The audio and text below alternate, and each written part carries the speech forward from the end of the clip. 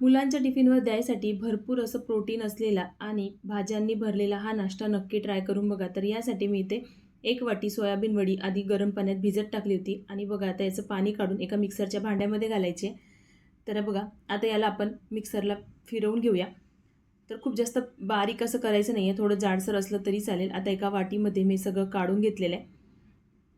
यासोबतच मी इथे 1 वाटी तांदूळ भिजत घातले होते. तुम्ही कुठलेही तांदूळ घेऊ शकता. मी इथे रोजच्या वापरीचे तांदूळ घेतले आणि इथे 2 तासाआधी हे तांदूळ भिजत घातले होते. आता ते सुद्धा याच मिक्सरच्या भांड्यामध्ये घालूया.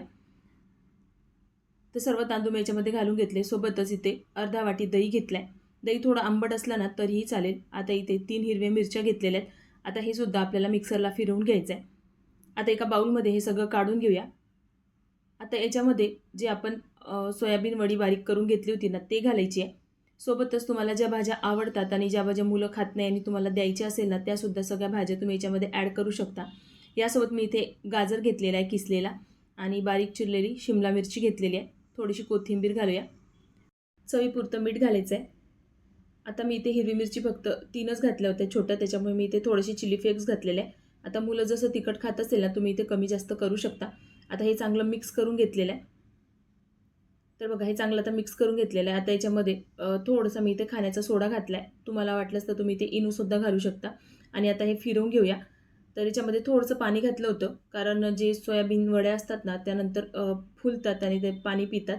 तर आता बघा एक पॅन घेतला आहे. पॅनमध्ये मी ते थोडेसे तीळ घातले आहे. सोबतच कढीपत्त्याची पानं घातली आणि आता आपण जे मिश्रण केलं होतं ना ते याच्यामध्ये असं पसरवून घ्यायचं आहे.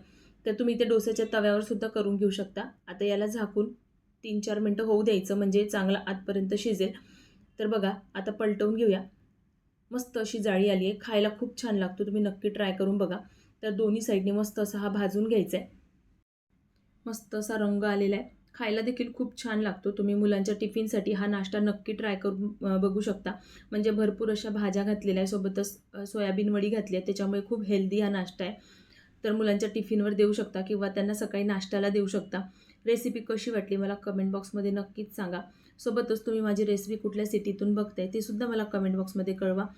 आणि मस्त असा जाळीदार आपला हा नाश्ता तयार झालेला आहे. मी तुम्हाला हा तोडून देखील दाखवते. रेसिपी थोडी जरी आवडली असेल तर व्हिडिओला लाईक नक्कीच करा. तर बघा रंग बघा किती मस्त आलेला आहे आणि याच्यावर आपण जे तीळ घातली आहे ना त्याच्याने तर अजूनच छान चव लागते. मस्त असा जाळीदार हा नाश्ता तयार झाला.